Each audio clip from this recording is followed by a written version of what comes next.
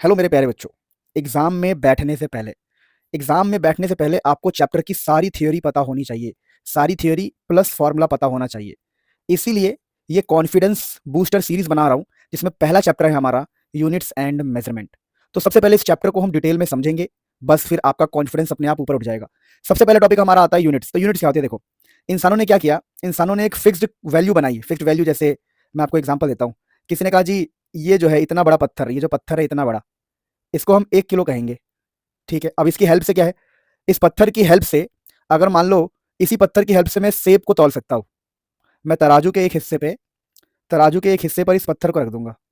इस पत्थर, तराजू समझते हो ना, तराजू जो बचपन में तराजू होता है ना, तराजू मतलब जिस तौलने का काम आता है, तौलने के।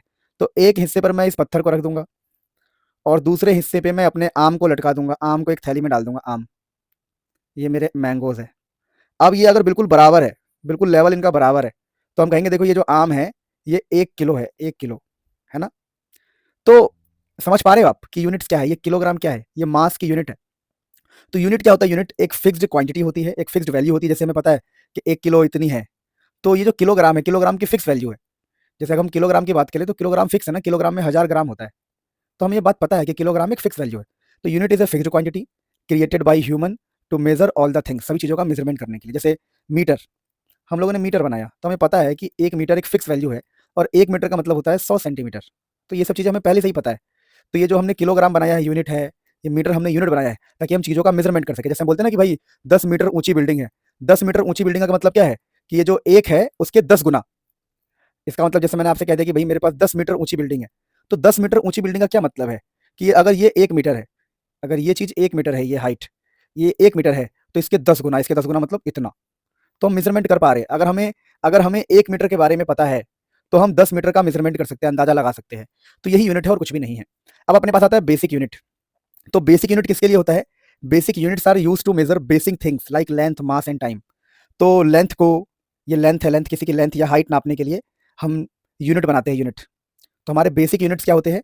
Basic units are use to measure basic things like length, mass and time. जब हम लेंथ की बात करेंगे, मास की बात करेंगे और टाइम की बात करेंगे, तो वो हमारे बेसिक यूनिट होंगे। और हमारे बेसिक यूनिट में पता है क्या क्या आते हैं? दिखा दो क्या, ये रहा, है ना। बेसिक यूनिट में जैसे आपका हो गया मीटर, ये मैं और बताऊंगा बढ़िया से।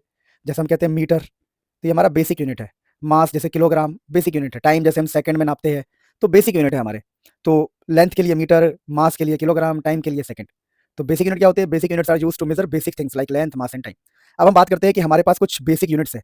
बेसिक को हम फंडामेंटल बोलते हैं। तो फंडामेंटल या बेसिक यूनिट, देखिए बेसिक मतलब फंडामेंटल, तो basic units are the main units. Basic units बहुत हमारे लिए मेन होता है। They are use to measure basic things in nature. इन्हीं की हेल्प से हम बेसिक थिंग्स का मेजरमेंट कर पाते हैं अपने नेचर में। जो भी बेसिक बेसिक छोटी मोटी चीजें, जैसे देखो लेंथ, किसी की लेंथ मेजरमेंट करनी है तो मीटर, मास मेजरमेंट करनी है तो किलोग्राम, टाइम के लिए सेकंड, करंट के लिए एम्पियर, टेम्परेचर के लिए केल्विन, अमाउंट ऑफ सब्सटेंस के लिए मोल, लाइट इंटेंसिटी के लिए कैंडला। इनके सिंबल्स भी याद रखना बहुत इंपॉर्टेंट है। अब हमारे पास होता है सप्लीमेंट्री यूनिट्स। तो सप्लीमेंट्री यूनिट्स हमारे एंगल्स के लिए होता है। Supplementary units are use to measure angles. अब एंगल्स के लिए हमारे पास देखो एक होता है प्लेन एंगल। अब ये प्लेन एंगल मैं बना के दिखाऊंगा तभी आप समझ पाओगे। जैसे मान लो कि एक लाइन ये रहा और दूसरी लाइन ये रही, और इनके बीच के एंगल को हम प्लेन एंगल बोलते हैं। दो लाइंस के बीच में या दो प्लेन के बीच में जो एंगल होता है उसको प्लेन एंगल बोलते हैं। प्लेन एंगल के लिए यूनिट होता है रेडियन, और सिंबल होता है इसका RAD। अब इस सॉलिड एंगल थोड़ा इंटरेस्टिंग है। सॉलिड एंगल क्या है? अगर कभी आप लोगों ने आइसक्रीम खाया हो, तो 3D में जो कोन में एंगल बनता है, कोन वाली आइसक्रीम में जो एंगल बनता है 3D एंगल, आप सॉलिड एंगल के प्रकार से 3D एंगल कह सकते हो। 3D angle, 3D। जैसे आप लोगों ने केवल झाल मुड़ी खाया होगा तो वो ऐसे कोन में देते हैं। तो जो 3D एंगल बनता है, 3D एंगल, उसको हम सॉलिड एंगल कहते हैं। इसकी यूनिट होती है स्टेरेडियन, है ना, SR। अब बात करते हैं प्यारे बच्चों फटाफट ड्राइव यूनिट्स के बारे में। तो देखो, अगर मान लो, अगर हम लोगों को डिस्टेंस पता है कि डिस्टेंस जो है लेंथ, डिस्टेंस मतलब लेंथ, डिस्टेंस एक प्रकार से लेंथ है, लेंथ। तो ये बेसिक यूनिट है, और इसको मैंने टाइम से डिवाइड कर दिया, टाइम। तो हमें क्या मिल जाएगा? स्पीड। स्पीड, और स्पीड का क्या आएगा? डिस्टेंस का होता है मीटर और टाइम का होता है सेकंड। तो देखो क्या किया हमने, डिस्टेंस और टाइम से एक नया यूनिट बनाया हमने, मीटर पर सेकंड। डिस्टेंस और टाइम से हमने एक मीटर पर सेकंड नया यूनिट बना दिया। तो derived units are unit made from basic unit. Made from basic unit. Derived unit कौन से होते हैं? तो derived units are units made from basic unit. देखो, बेसिक डिस्टेंस और टाइम को डिवाइड करके हमने मीटर पर सेकंड बना दिया।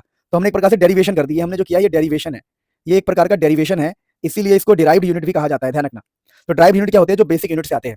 प्यारे बच्चों, अगला है अपने पास डायमेंशन। ठीक है ना। अभी डायमेंशन क्या होते हैं समझिए, पहले मैं समझाता हूँ। देखिए, सपोज करो कि आपको किसी ने कहा जी आपको एरिया लिखना है, एरिया। तो आप लिखोगे side into side, side into side. आप कुछ सिंबल्स याद कर लो, मैंने आपको कहा था। देखिए, लेंथ के लिए ना, लेंथ के लिए L को चुना गया है, टाइम के लिए कैपिटल T को चुना गया है, यहाँ पे।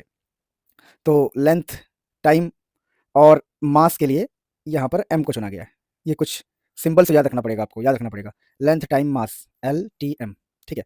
अब देखो जैसे एरिया है, अब समझो एरिया है, तो ऑब्वियसली एरिया जो है वो साइड इंटू साइड है, यानी कि साइड यानी डिस्टेंस, साइड मतलब क्या है, साइड एक डिस्टेंस है, डिस्टेंस है, और लेंथ का मतलब ही डिस्टेंस होता है, देखो यार लेंथ का मतलब ही डिस्टेंस होता है, जो आप समझ जाओगे, तो ये डिस्टेंस है। तो यहाँ पर हम पता क्या लिखेंगे, साइड इंटू साइड को लिखेंगे हम L into L, L into L, क्योंकि लेंथ एक डिस्टेंस है और डिस्टेंस के लिए L है, तो हम इसमें से ब्रैकेट लगाते हैं, ब्रैकेट, तो ब्रैकेट लगाएंगे तो पता क्या कहलाएगा, ये कहलाएगा डायमेंशन, तो हम बोलेंगे एरिया का जो डायमेंशन है, ऐसे ब्रैकेट लगा देंगे, एल स्क्वायर, एल स्क्वायर। तो एल स्क्वायर क्या है कि जो एरिया है उसमें 2 बार साइड है, एल मतलब साइड, या एल का मतलब डिस्टेंस, एल का मतलब डिस्टेंस है, डिस्टेंस, तो एरिया क्या होगा, डिस्टेंस इंटू डिस्टेंस। तो डायमेंशन मीन्स क्या है, देखो dimension means the power of basic quantity, तो बोलेंगे यहाँ पर एल की पावर 2 है, तो यहाँ पर डायमेंशन 2 है, एल 2 बार है, समझ पा रहे हो, तो जो पावर्स है उन्हीं को हम डायमेंशन कहते हैं, जैसे यहाँ पर एल की पावर 2 है। सपोज करो मैं एग्जांपल लेता हूँ कि किसी ने बोला कि हमारे पास है वॉल्यूम, तो आप वॉल्यूम को बोलेंगे, भाई वॉल्यूम को बोलेंगे क्या, साइड इंटू साइड, यानी एल क्यूब हो गया ये। तो यहाँ पर डायमेंशन हमने कितनी इजीली निकाल ली कि भाई वॉल्यूम का डायमेंशन एल क्यूब है। वैसे मान लो स्पीड कोई बोलता है, तो स्पीड होता है डिस्टेंस अपॉन में टाइम, तो डिस्टेंस के लिए आप एल लिख दो, टाइम के लिए टी लिख दोगे, तो स्पीड का कैसे आएगा, देखो एल, एल का 1 लगा दो, टी का 1, और टी ऊपर जाके माइनस हो जाएगा, तो एल टी माइनस 1, तो स्पीड की डायमेंशन हो गई एल टी माइनस 1, क्यों, ये टी ऊपर जाके माइनस 1। तो स्पीड बेसिक डायमेंशन जो है वो बहुत ईजी चीज़ है, आप इतना प्रॉब्लम करने वाली बात है नहीं। बाकी इसके ऊपर मैंने क्वेश्चंस बना दिए हैं, मैं क्वेश्चंस की वीडियो लिंक डिस्क्रिप्शन में लगा रहा हूँ, आप उसको एक बार देख लो और टेंशन लेने की जरूरत नहीं है। फिर इस चैप्टर में प्यारे बच्चों आता है अपने पास application of dimension analysis, very simple, और एग्जाम के लिए इंपॉर्टेंट है, कई बार पूछ भी लेते हैं।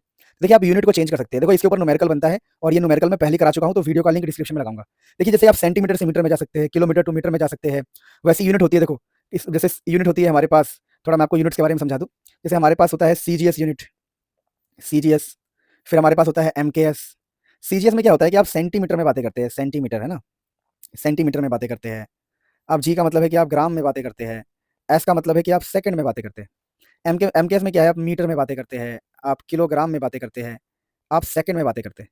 तो सेंटीमीटर, ग्राम, सेकंड, मीटर, किलोग्राम, सेकंड, तो आप इस यूनिट से इसमें जा सकते हैं और इससे इसमें भी जा सकते हैं, मतलब आप चेंज यूनिट कर सकते हैं यूनिट के सिस्टम में, जैसे एक से दूसरे में जा सकते हैं। It help us to change a value from one unit system to another.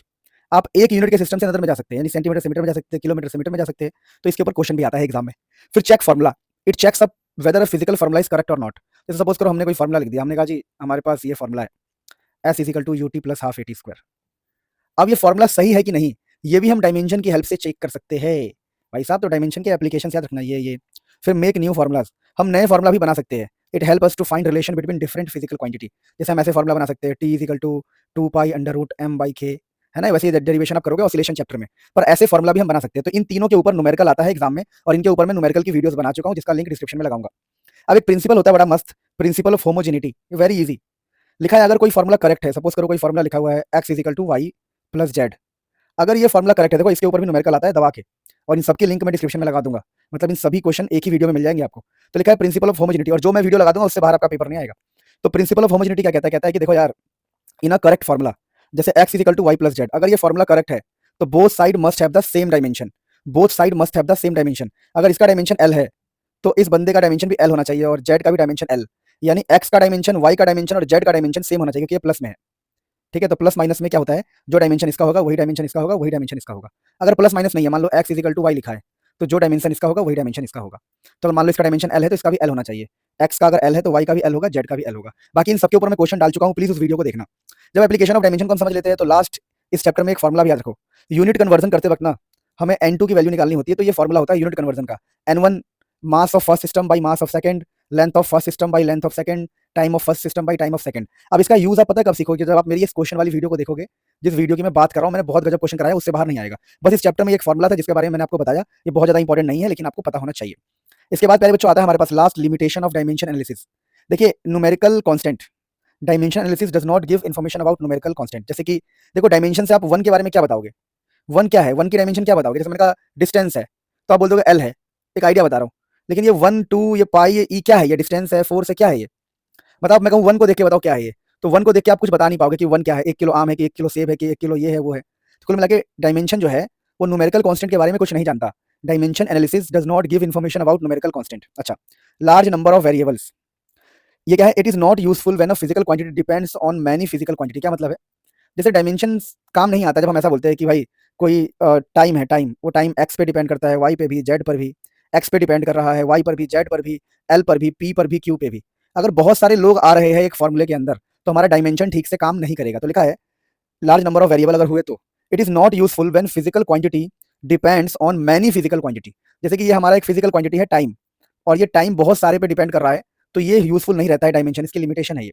Nature of quantity, it can not tell whether a physical quantity scalar और वेक्टर। स्केलर और वेक्टर आप अगले चैप्टर में पढ़ेंगे, फिर भी बता रहा हूँ। जैसे मान लो मैंने बोला x is equal to 5 metre and x is equal to 10 metre, तो बताओ कौन सा स्केलर है कौन सा वेक्टर है, आप बता नहीं सकते, क्योंकि अगर ये डिस्टेंस हुआ डिस्टेंस तो ये स्केलर होगा, स्केलर डिस्टेंस स्केलर होता है। लेकिन अगर यही डिस्प्लेसमेंट हुआ तो ये वेक्टर होगा, क्योंकि डिस्प्लेसमेंट वेक्टर होता है, तो ये वेक्टर होगा अगर डिस्प्लेसमेंट है। ये 5 मीटर है, ये भी 10 मीटर है, दोनों ही मीटर है, पर नहीं पता कौन स्केलर कौन वेक्टर, क्योंकि अगर आप इसको डिस्टेंस बोलेगे तो स्केलर हो जाएगा, और इसको आप डिस्प्लेसमेंट बोलोगे तो वेक्टर हो जाएगा। लेकिन किसी आदमी को मैं बोलूँ, किसी आदमी को बोलूँ बता भाई x इजिकल टू 5 मीटर क्या है, तो क्या बोलेगा वो क्या बोलेगा, वो इसको डिस्टेंस बोलेगा कि डिस्प्लेसमेंट बोलेगा, बताओ क्या बोलेगा, डिस्प्लेसमेंट बोलेगा कि डिस्टेंस बोलेगा, उसको पता ही नहीं है। तो आप इसको देख के बता नहीं सकते कि डिस्टेंस की डिस्प्लेसमेंट है, या स्केलर है या वेक्टर है। तो डायमेंशन जो है it can not tell whether physical quantity scalar और वेक्टर। स्पेशल मैथमेटिकल फंक्शन देखिए जिसके अंदर ट्रिग्नोमेट्री हो, लोगरिथम हो, एक्सपोनेंशियल हो, उसके बारे में ये कुछ बता नहीं पाएगा ठीक से, तो it can not be apply to relation. Trigonometry logarithm में अप्लाई नहीं हो सकता।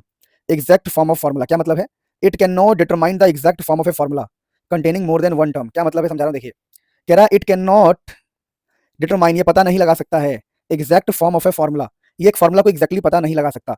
इसके अंदर से 2-3 याद कर लो, आपका काम हो गया। इस प्रकार से इस चैप्टर के सारी थ्योरी हमने पढ़ लिया जो लेटेस्ट सिलेबस में है। अगर मेरे एफर्ट्स अच्छे लग रहे हैं और चाहते हो मैं सभी चैप्टर का ऐसा बनाऊं, तो फटाफट एक लाइक मार दो और सब्सक्राइब कर दो सपोर्ट करने के लिए, क्योंकि बहुत सारा अमेजिंग कंटेंट आपका वेट कर रहा है। Love you all, take care.